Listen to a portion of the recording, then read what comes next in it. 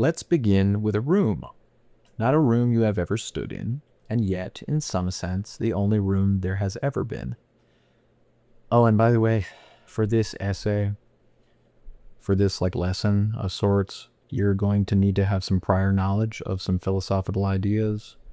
So just keep that in mind. I'm happy to provide information for anyone who requests it, honestly. But yeah, let's get into it. Let's begin with a room. Not a room you have ever stood in, and yet, in some sense, the only room there has ever been.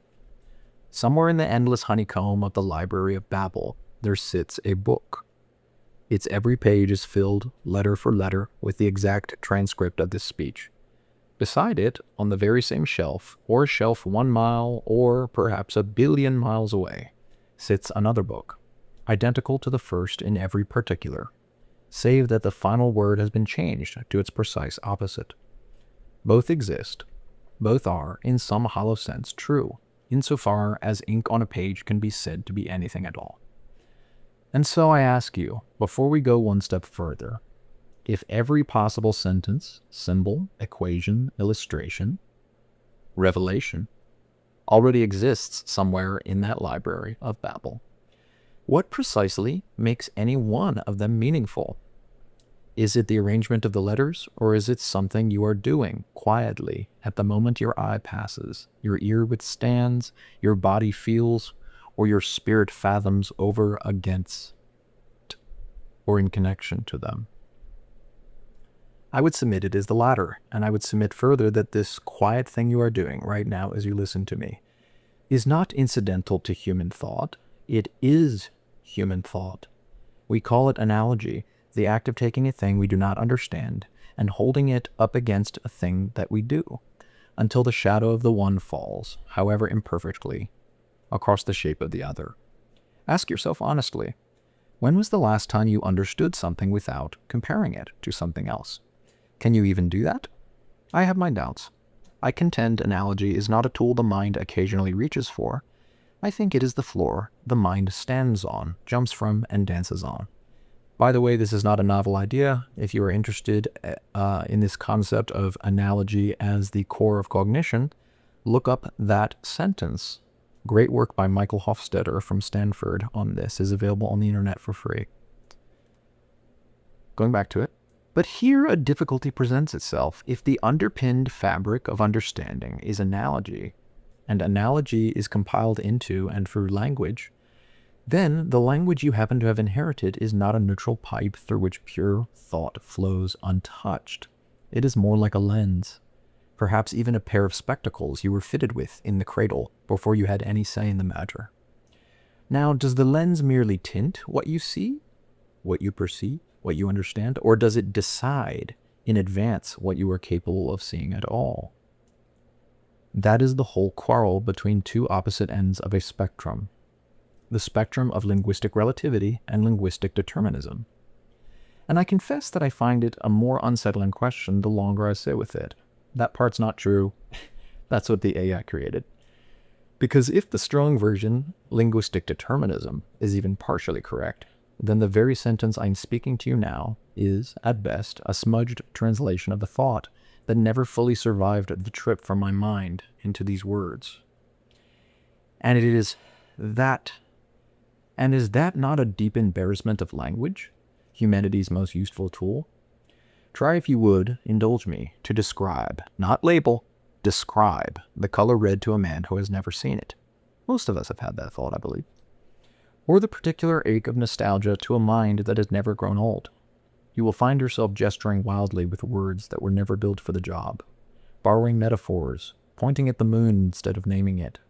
Language, of course, as you have grappled with since early childhood, is extraordinary at referring to experience, but rather poor at becoming it.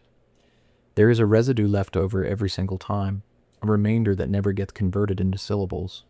What, then, do we do with all that runs off the edge of the page? Now, someone in this audience may be thinking, but mathematics has no such problem. Mathematics is exact. I admire that confidence, though I do not share it. Mathematics is a language, a splendid one, certainly, perhaps the most disciplined dialect the human mind has ever conjured and spoken. but a language nonetheless, with its own grammar, its own inherited assumptions, its own untranslatable residue at the edges. Knowing that matter is infinitely divisible, for example, you go from like neutrons, protons, quantons, beat miles, strings, blings, things. Knowing that matter is infinitely divisible, does a kilogram or pound exist with perfect exactitude? Meaning, do they have uniform mass between different physical representations of a kilogram? I mean, obviously, I'm pointing to the fact that a kilogram is an abstract concept, but let's go further. Furthermore, numbers are symbols. Operators are symbols, bound within the realm of the abstract, and a symbol, whatever its precision within its own domain, is still a stand-in, a token, traded in place of the thing itself. In this case, a token that often describes infinitely disparate physical realities when applied to our world.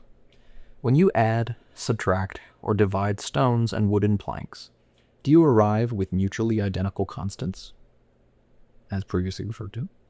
Think of the way a dollar bill is traded in place of gold that used to sit in a vault somewhere, back when anyone still bothered to keep it there. Also, I urge you to think of the varying amounts of time based on the frailties of digital infrastructure and even your own physical proximity to the bean-counting digital systems of international monetary account.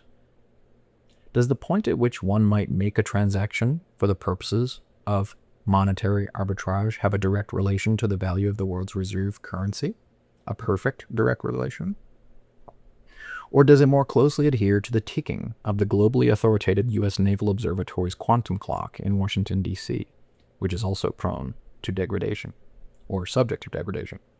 What's more, time is infinitely divisible by abstract and ordinal units of quantity, and therefore infinitely varisome, at least when considered within a limited context. But don't worry, we're going to expand that context. So let us say the quiet part plainly. Language is symbol, and mathematics is symbol. And I would go further still. Everything the human mind uses to communicate meaning to another human mind is symbol. Why does this work at all? Why does a raised eyebrow mean roughly the same thing in Tokyo as it does in Toronto? Why does every culture, however isolated, eventually invent something functioning as music, as ritual, as myth? I think it is because underneath the extraordinary diversity of human symbol systems, there runs a bedrock of shared human experience. Birth, and this is a known idea. Birth, hunger, fear, love, death. So universal that the symbols built atop it, however different on the surface, keep rhyming with one another underneath. That's key. So universal that the symbols built atop it, however different on the surface, keep rhyming with one another underneath. The symbol is local. The thing the symbol is straining to reach is not. Now let us turn, and here I will ask you to hold on because the ground begins to tilt, from the symbols themselves to the logic we use to arrange them. Please indulge a little poetry here. We tend to speak of logic as though it floats somewhere above the universe, timeless and untouchable, a kind of law that would hold even if nothing existed at all. But does it? Every logical operation you have ever performed, if this, then that, either this or that, not both this and that, requires sequence. It requires a before this deduction and an after it. Strip away time, strip away the space in which distinct things can be distinct from one another, where things become other things, where matter moves, energy is expended and transmuted, and I ask you, what exactly is logic operating on? An idea that could help figure this in your mind would be, what if the entire universe were to be at absolute zero for a time? Ha! What would be time in that case? And in physics they talk about, that you need motion to understand time, you need time to understand motion. But obviously abstractions bound by language. We're forming the foundations of an idea here. I urge you to bear with me so we can get to the conclusion. It's a worthwhile one. I begin to suspect that logic is not a law imposed on the universe from outside it. I suspect it is a native of the space-time continuum, extraordinarily useful within its own borders and quite possibly meaningless the moment you try to smuggle it past them, something bound by time. We speak of time as though it were a force, a river carrying us, a hand pushing us from behind. But is it? Or is time simply the word we have given to the fact that things change, that our bodies decay, that rocks round out amongst flowing water, and that we as beings of flesh embedded within the change, bound to the physical and unable to free ourselves from it, experience one moment at a time, rather than all at once? A force pushes something. A descriptor merely describes what is already happening. A descriptor, a symbol, a symbolic system. I ask you honestly to consider, is time doing anything to you? Or are you simply doing the very thing? Or are you simply doing the very human thing of narrating motion and calling the narration time for utility? And if time is beginning to look less solid under close inspection, what of matter? What of the chair beneath you, the floor beneath the chair? Here I invite the oldest and most patient troublemaker in the history of philosophy back into the room. Welcome back, Descartes' demon. Whispering the same question he has whispered for 400 years. How would you know? How would you know that what you are calling solid matter is not, in fact, an extraordinarily convincing and consistent perception generated by a mind you cannot get outside of long enough to check its work? I am not telling you the chair isn't there. I am asking you to notice that your certainty that the chair is was never, at any point, something you verified. It was something you assumed. The way you assume a stage is solid because the play has never once stopped to let you check. Which brings me to the phrase that for me unlocked every idea I have just laid for you. The world is a word. Just a quick side note, I gave a variety of topics / concepts in a somewhat chronological and syllogistic sequence to Claude, and it was able to intuitively come to that realization, which is quite interesting. Of course it's chance, but this whole essay is basically just like a really good, lingual representation of the connections I had made after fathoming all of those ideas. Anyway, think for a moment of children playing The Floor is Lava. For the length of the game, the sofa cushions are genuinely, urgently safe, and the carpet is genuinely, urgently deadly, and the children behave accordingly, hearts racing, laughing in real terror. We call this play, we call it, charitably, a local and acute hypnosis. A spell cast on purpose, and no one calls it that, but bear with me. A spell cast on purpose for a few minutes that both parties know can be broken at will. But I want to ask you a harder question.